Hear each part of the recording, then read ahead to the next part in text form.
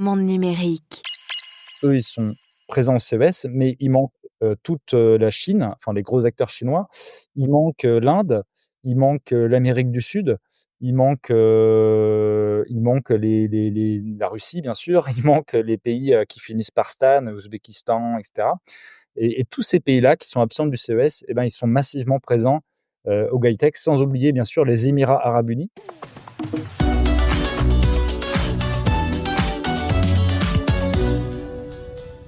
Bonjour Florent Roulier, Bonjour Jérôme.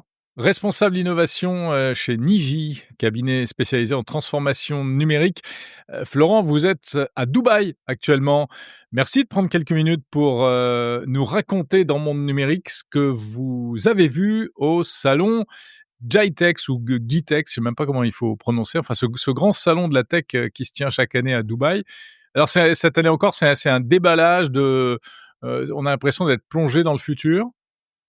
Alors effectivement, c'est, un déballage de sociétés qui proposent, des technologies du futur, hein. Il y a plus de 6 800 exposants, donc ça fait vraiment beaucoup, beaucoup de sociétés, d'entreprises qui ont des choses, innovantes à proposer.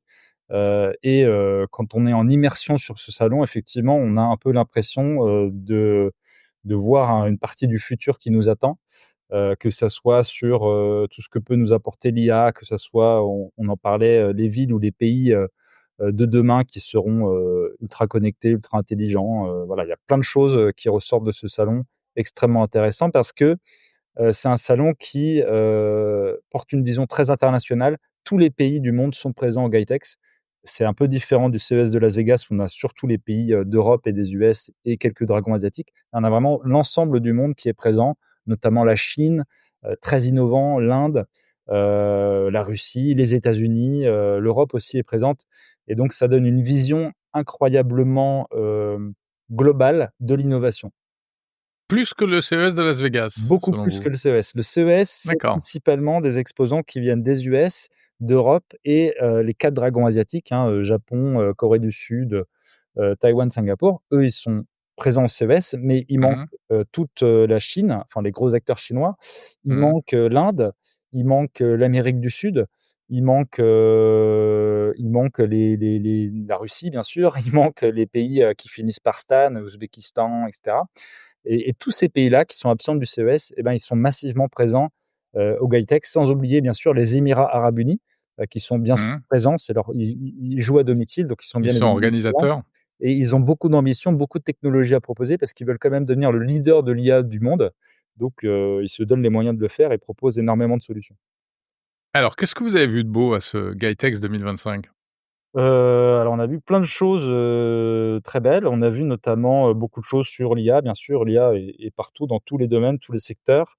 Ce qui est très intéressant, c'est, de voir, que l'IA vraiment, se transforme en agent autonome, hein. C'est ce qu'on appelle, l'agentic AI.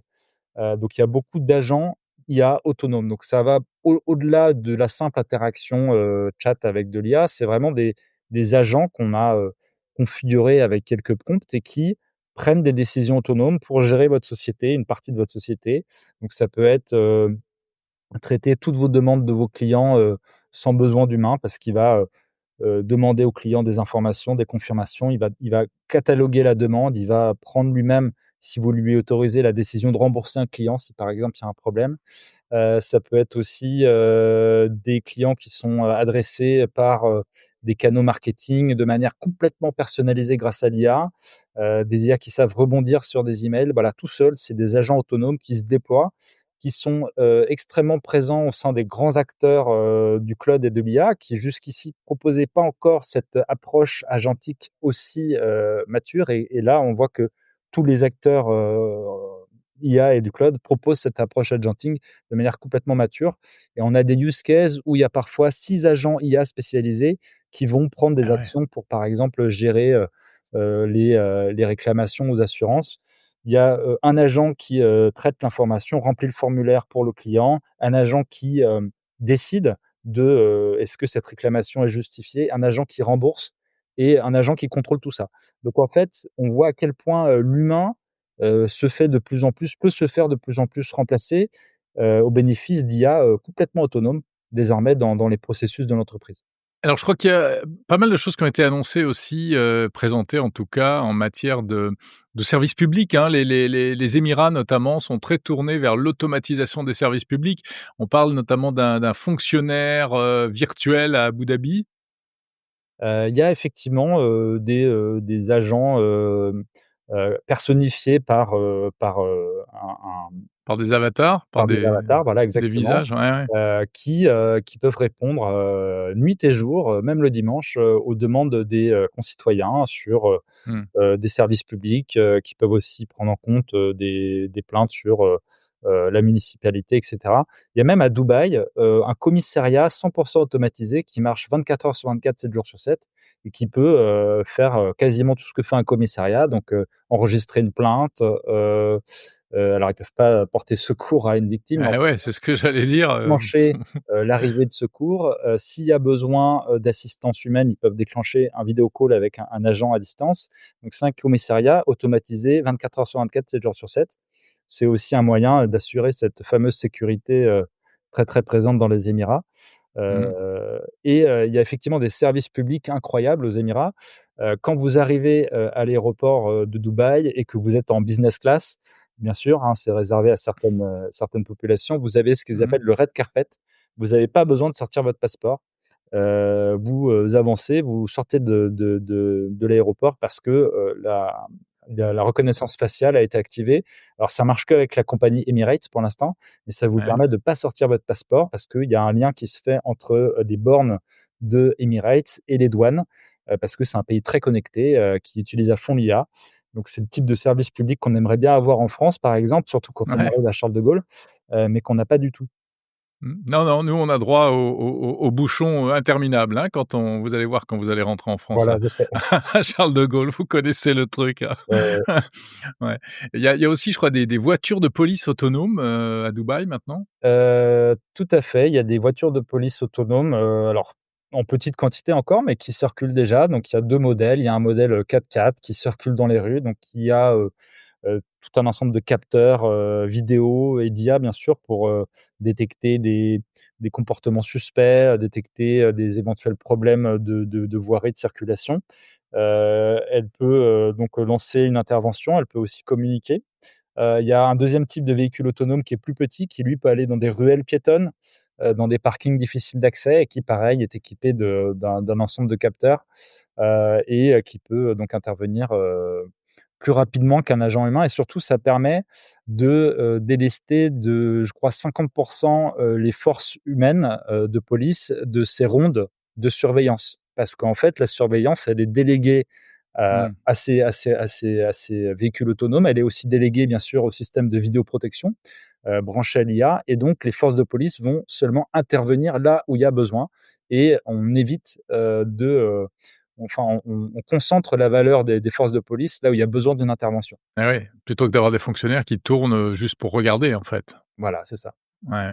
Mais et comment ça se passe des véhicules de police autonomes? Ils se font pas attaquer? Ils se font pas, Alors, il faut savoir que à il Dubaï faut savoir que c'est pas la même mentalité qu'en France, quoi. voilà, à Dubaï et dans les Émirats, il y a un respect du bien public, et des lois qui est assez fou pour un Français. Mmh. Mais il est aussi dû au fait qu'il y a, aucune, «impunité» entre guillemets. Tout le monde sait très bien que si, on viole la loi, aux Émirats, il y a une sanction, qui Ouais, peut être ça pardonne d'autant pas. plus, sévère, qu'on n'est pas résident, de la nationalité des Émirats. Donc Mmh mh. en fait, tout le monde fait attention et on n'irait certainement pas dégrader un bien de la police. Ça serait une très mauvaise idée. En termes de mobilité justement, Florian, est-ce que vous avez vu des choses intéressantes, véhicules roulants, volants, nageants, je ne sais pas? Est-ce que la mobilité est un secteur dans lequel il y a des innovations intéressantes, Oui, alors Gaëtech il cette y année? a effectivement des véhicules, autonomes, qui sont pas encore déployés, mais dont la technologie est prometteuse. Il y a des drones volants, notamment sur le stand d'Etisalat. Tout de même, il y a quand même moins de choses que CES, hein. Vraiment le secteur de la mobilité, c'est pas ce qui est le plus marquant, au Mmh GAITEX. mh. C'est quasiment tous les autres secteurs, mais pas celui de la mobilité. Ce qui m'a marqué moi sur la mobilité, c'est, et c'est encore lié en fait un peu aux villes intelligentes, c'est que par exemple tous les feux rouges de Dubaï, ils sont connectés à l'intelligence artificielle et qui peut, optimiser le flux de trafic, en réglant les feux rouges. Et donc typiquement, ils savent, ils ont mesuré, ils ont réussi à réduire de 20 la circulation, au carrefour, sensible de Dubaï. Dubaï, c'est Mmh une ville mh. qui se fait beaucoup en voiture, donc c'est, finalement un vrai gain écologique d'avoir, des feux rouges intelligents, mais aussi un gain en termes d'efficacité opérationnelle dans la ville, mais aussi un gain pour les secours, la santé, parce qu'ils ont des ondes vertes qui leur permettent d'aller plus vite, là où ils doivent aller. Donc c'est plus la mobilité intelligente qui est, mis à l'honneur, à Dubaï. Il y a aussi le concept de 6G, hein, de la 6G qui est porté, beaucoup par Etisalat. Ouais. Donc ça va arriver en 2030, donc c'est pas tout de suite, mais Etisalat et d'autres acteurs travaillent activement à la définition de ce nouveau réseau, et ce Donc nouveau Etisalat, réseau, c'est l'opérateur local, hein? c'est l'opérateur des Émirats, tout à fait, Mmh mh. qui d'ailleurs change de nom pour un peu élargir son spectre d'activité. Ça n'est plus un simple opérateur de télécommunications, c'est un groupe de technologie. Donc maintenant, il D'accord. s'appelle, e-end. Bon voilà pour la petite info. Et donc eux, ils travaillent activement sur la 6G. La 6G, elle va permettre plein de choses. Elle va permettre déjà d'avoir zéro latence dans la communication. Donc un véhicule de police, autonome va pouvoir communiquer en temps réel avec, son centre d'opération. Donc ça va être plus rapide, plus fiable. Et il y a aussi, dans la 6G, ce qu'on appelle la modélisation 3D de l'environnement. C'est-à-dire que Mmh mh. sans caméra, juste en utilisant la réverbération des ondes 6G, on va pouvoir modéliser ce qui se passe à l'extérieur. Donc Ah ouais, pour la mobilité, pour les véhicules, intelligents, ça permet de savoir que, au prochain carrefour, il y a finalement un accident. Je vais peut-être éviter ce carrefour-là, alors qu'il y a pas de caméra, il y a pas de détecteur. C'est juste la 6G qui crée cet, environnement, mappé en 3D. Ça va apporter d'accord. aussi beaucoup plus de sécurité parce que même là où il y a pas de caméra de surveillance finalement, on va pouvoir savoir si un individu, est en présence et a un comportement suspect, rien qu'avec les ondes. Donc c'est, assez incroyable ce que promet la 6G, et Etisalat est C'est un des acteurs les plus, actifs sur cette nouvelle norme. Ouais, c'est une dimension de la 6G qu'on n'imagine pas encore et par contre, ce qu'on imagine, c'est chez nous les polémiques sur la surveillance que ça ne va pas manquer de lancer de créer quand ça arrivera, hein. On peut imaginer. Tout à fait. Ouais.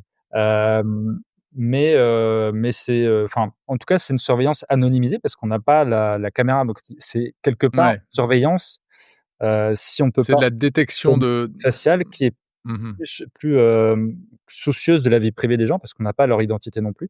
Donc ça Ouais. peut être une solution à la vidéoprotection, à outrance aussi.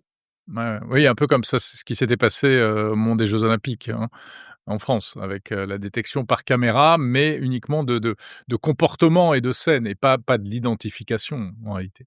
C'est ça. Eh bah, ça fait rêver tout ça. Il y a je sais pas, il y a vous avez eu, vraiment un coup de cœur, quelque chose en particulier que vous retiendrez de cette édition 2025 du GUITEX, à part, tout ce dont on vient de parler?